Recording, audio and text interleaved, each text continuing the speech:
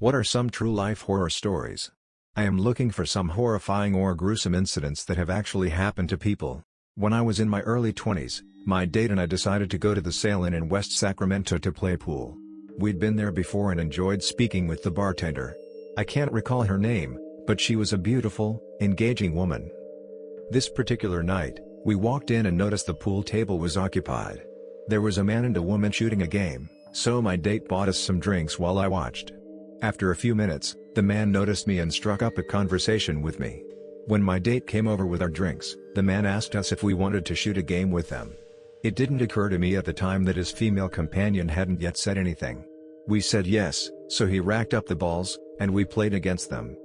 During the game, we introduced ourselves, and right after the man began asking me some personal questions that started to bother me, like where did I live, had my date and I been dating long, did we live together, etc. I noticed the man and his friend kept looking at each other. I became increasingly uncomfortable, even though the rest of the conversation was benign and pleasant in nature. Weirdly, the woman still hadn't said anything. When the game was over, the man asked us if we wanted to leave with them to go to another bar down the street. At first, I didn't say anything.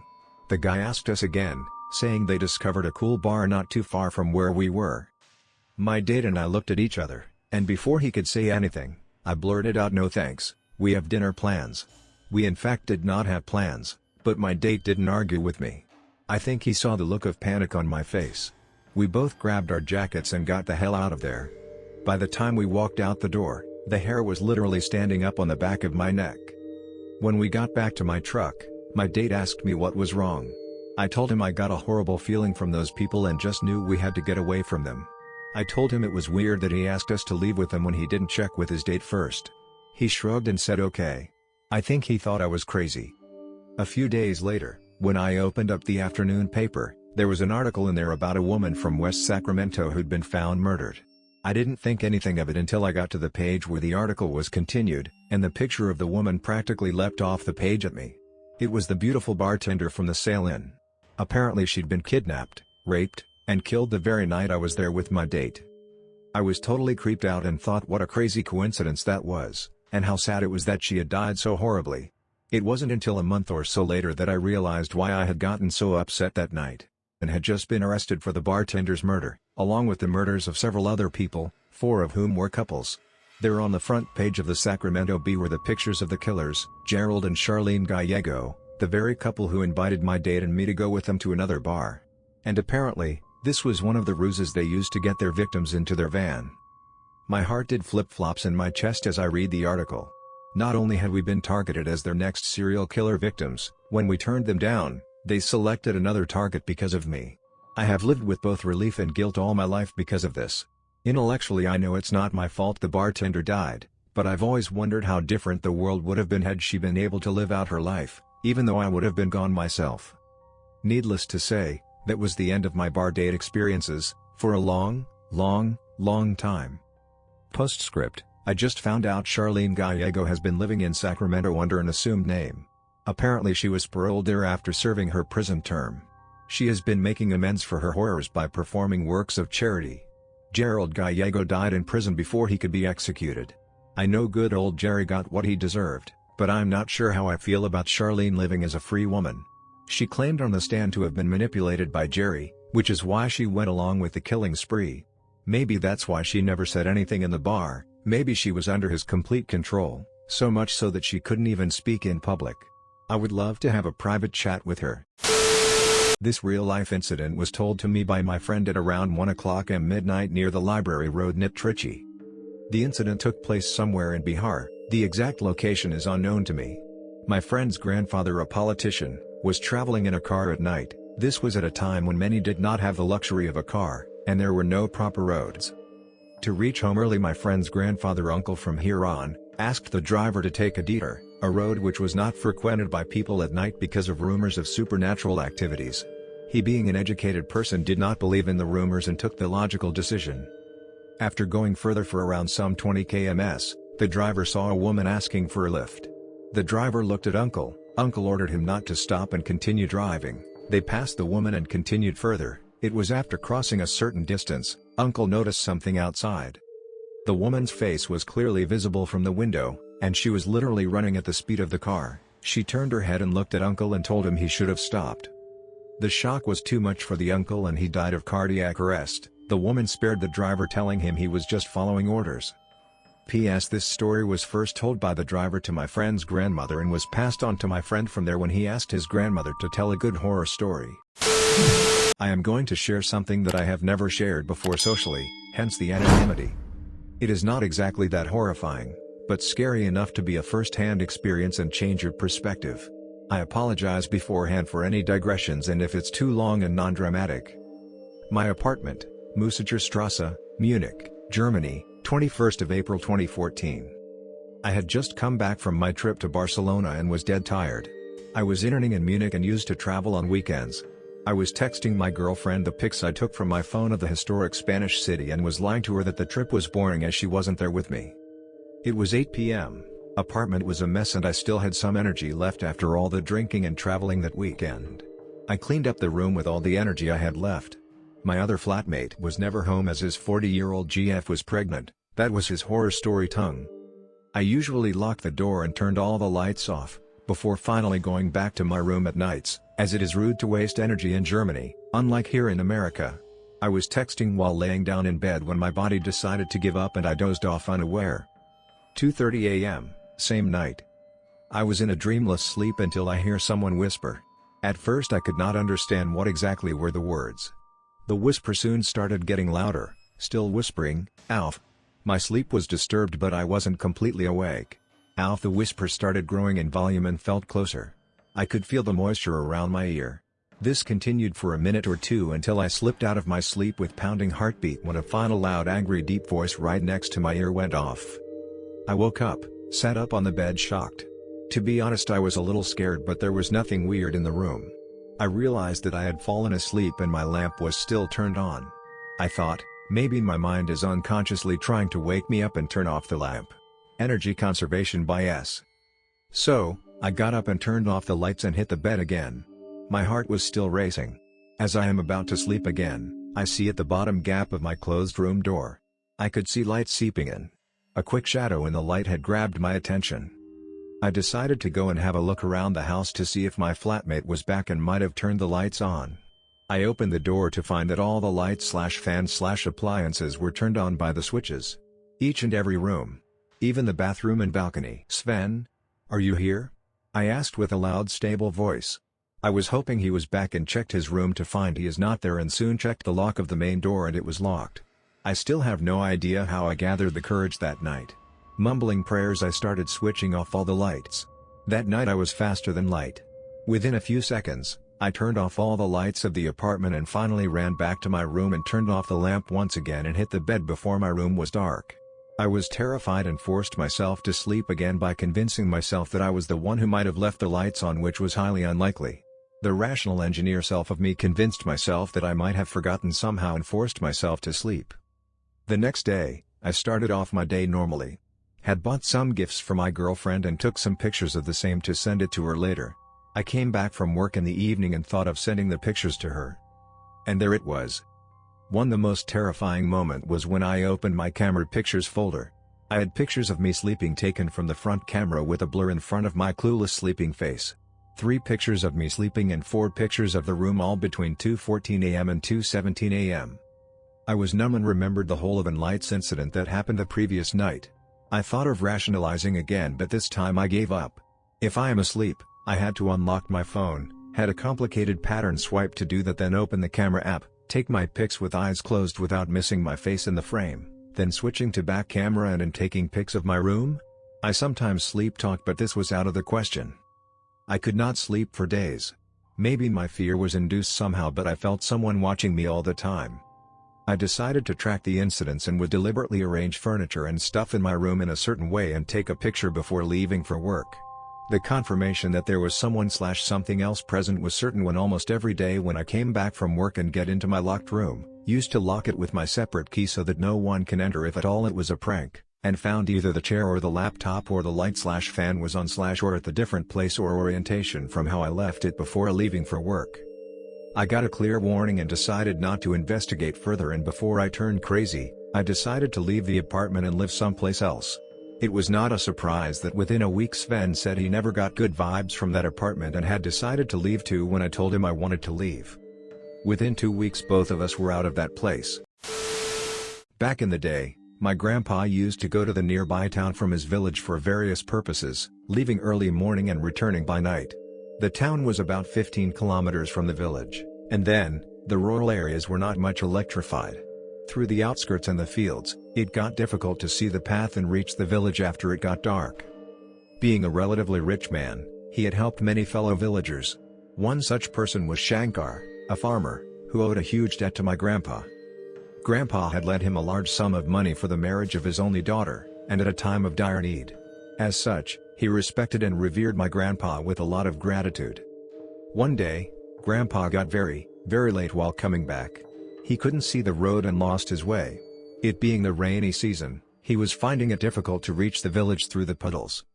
After toying with the dark for a while, Grandpa was getting very worried, when a familiar voice called him from behind. It was Shankar with a lamp in his hand. Shankar immediately told Grandpa to start walking, as he used the lamp from behind to show the path. He strictly told Grandpa not to look back. Not giving it much thought, Grandpa started walking. Throughout the path he conversed with Shankar, asking how his daughter was doing, and how his crops were coming around. They discussed the roads and the rains in the village, and not once did my grandpa look back. Soon, they arrived at the brink of the houses. Shankar left saying he couldn't go any further inside as he had someplace else to go.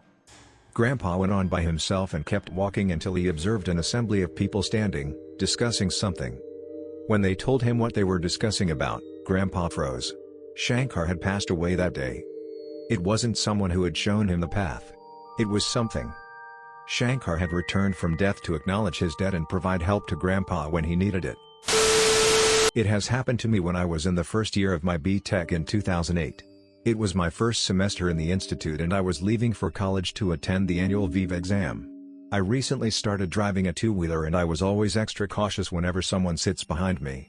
Especially, it was difficult for me to balance the two-wheeler when a woman sits wearing a sari, as they don't keep their legs across while wearing saris. My college was in my hometown and just 3 km away from my home. It was the month of January and it was drizzling then. On my way to college, there comes an unpaved road that got muddy due to rain. On my way to that road, I found a lady who was stopping me and asked me to drop to her at some nearby distance as it was getting difficult for her to walk on the slippery road. I insisted her, "Andy, it is difficult for me to ride a two-wheeler when someone sits behind me. Also, the roads are slippery, there are chances we may fall." Even after several denials, she sat behind me and asked me to drive. I started driving. I was pretty comfortable while driving. I didn't expect I could ride. I felt I have overcome my fear now. After a few minutes, I asked her, "Auntie, aapko kahan jana hai? Auntie, where you want to go?" And in a cold tone, she said, "Jahan tum hai jana hai? Where you have to go." It scared the hell out of me. I mean, how does she know where I want to go? I reduced my vehicle speed and kept driving. With no talking for a few minutes, she said, "Stop here." Without wasting a second I stopped my vehicle, and the moment I turned back she was not there. I called my mom immediately. She was frightened to know about this. Just to calm me down, she said, "Mujhe to kabhi nahi baithaya piche aur bhoot ko bithalia, D." My mom said, "You never allowed me to sit behind you and took Ghost to a ride. D." I really don't know who was she. And I never found her on my way to college. Edit 1. Special thanks to Manish Rajul for motivating me to share this incident on Quora. Smile. In addition, I was driving an 80cc Bajaj Spirit, so it was obvious to feel her weight while driving all the way. Though I have read and heard many horror stories, this one horrified me the most, and it's a true story that happened to my friend. One late winter night, he was traveling from Jaipur to Delhi on a bike with his friend who was riding it. Needless to say that it was dark with occasional trucks which you will encounter on any national highway during nighttime. My colleague was riding pillion when he saw his friend looking intently on his side with a complete 90 degrees turn of his head. His friend's face was white with horror. He casually asked what was happening.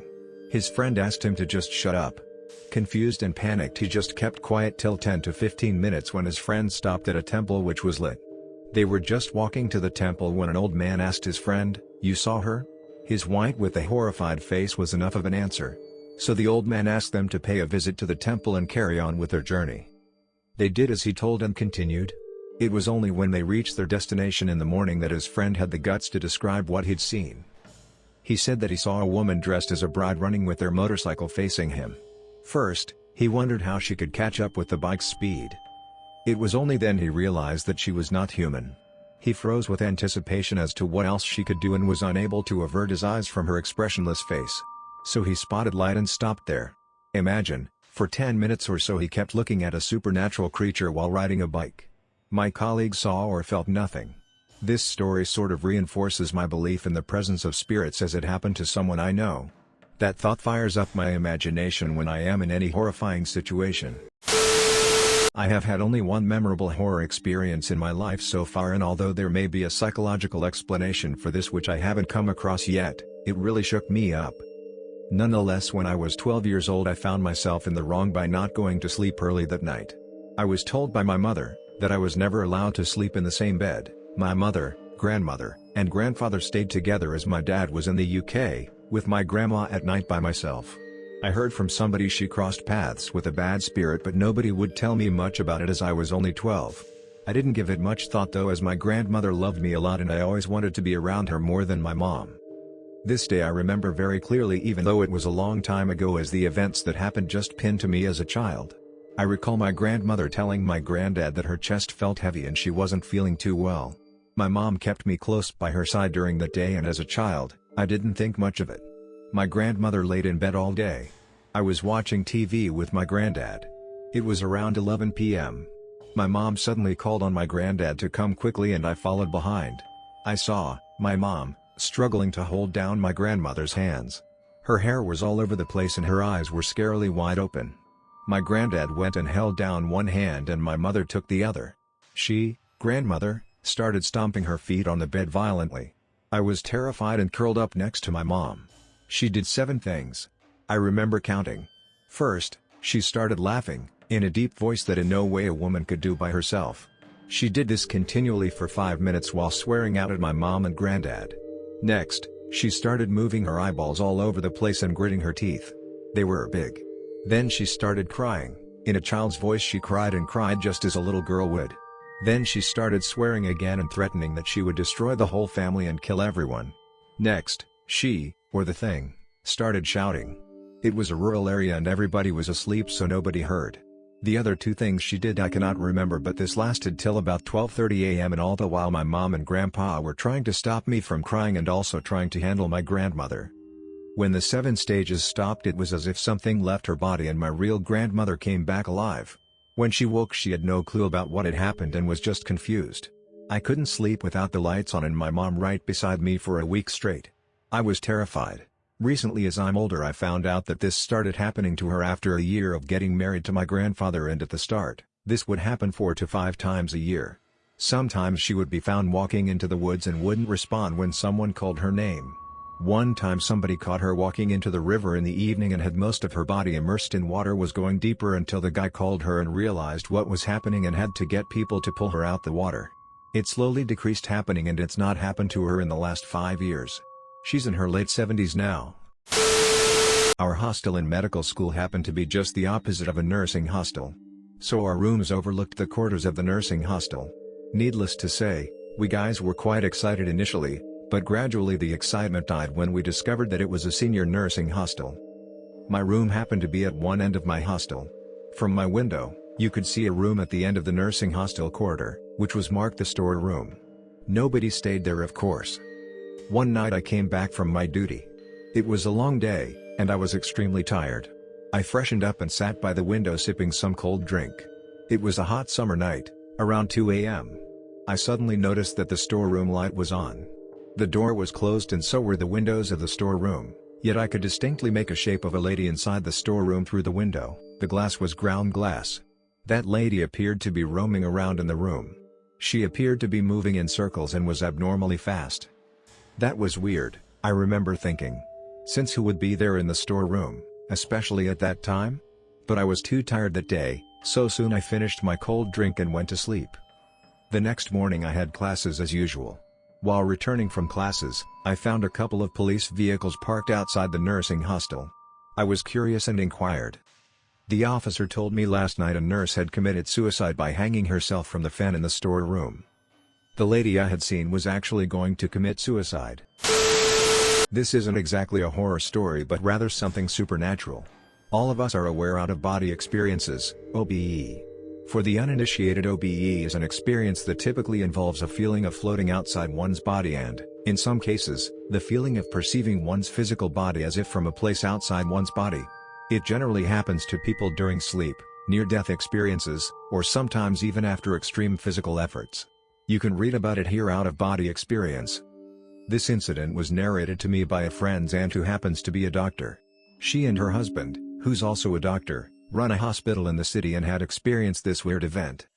One of their patients was in the ICU of their hospital and was almost in coma, or rather unconscious. Suddenly one day his heart rate monitor started showing a flat line. The nurse on duty immediately called for the doctors, aunt and uncle. Both the doctors stood on each side of the patient with the nurse also around and tried to revive the patient using a defibrillator. After trying for almost 10 minutes, the heart rate bounced back and the monitor started showing the normal rate. Sometime later the patient gained consciousness and immediately asked the nurse to summon both the doctors. When the doctors came to the ICU, he thanked them for saving him. And later on, described something which shocked both of them. Apparently he told them that while they were trying to revive him, he was standing at the corner of the room and observing them all the time. He also stated the correct time when this incident happened and also the correct positions where the doctors and the nurses were standing around him. He also uttered the exact words which the doctors spoke during his revival. Both the doctors were shaken, and in spite of being in practice for many years, this was the OBE experience they encountered. I still don't believe in supernatural, but this definitely stunned me. Also, as this came from a pretty reliable and rational people and not folklore. One of my brother's friends, James, used to stay with two other friends in a rented room during college. With only a ceiling fan in the room and no proper ventilation, the room was humid and hot. Like many students, they couldn't afford beds. So they used to spread their mattresses right underneath the ceiling fan to get the maximum breeze. One fateful night during the summer, James was having a hard time sleeping. He spent some time turning and tossing, feeling annoyed by the heat and the snoring of one of his friends. He was getting frustrated as it was almost dawn and he had an early class in the morning and he couldn't get a wink of sleep. Determined, he closed his eyes to force himself to sleep. Suddenly, he felt a chilling sensation on his forehead. Without paying any heed to it, he decided to turn to the other side to make himself comfortable. As he turned, he opened his eyes. What he saw paralyzed him with fear. Not sure whether it was real or a trick of the mind, he tried to figure out what it was. What he saw was a translucent shape of a woman that was hanging from the ceiling fan, her toes slightly brushing his forehead as the shape sways eerily in the circular motion of the fan.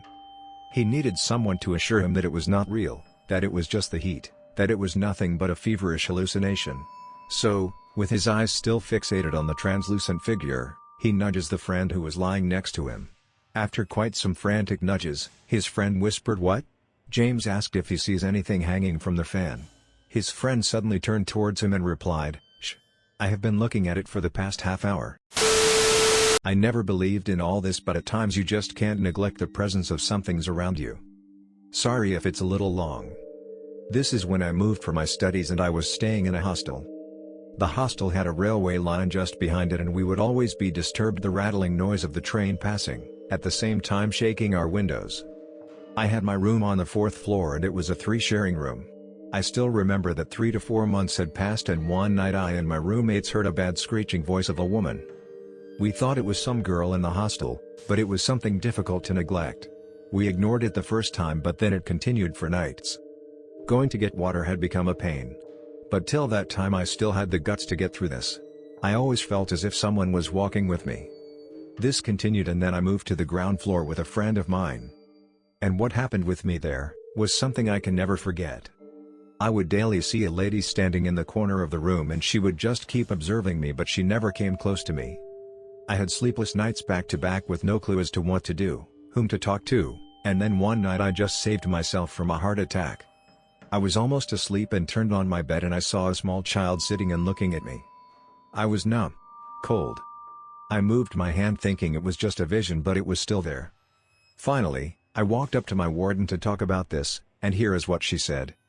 "Dear, I am an MSc.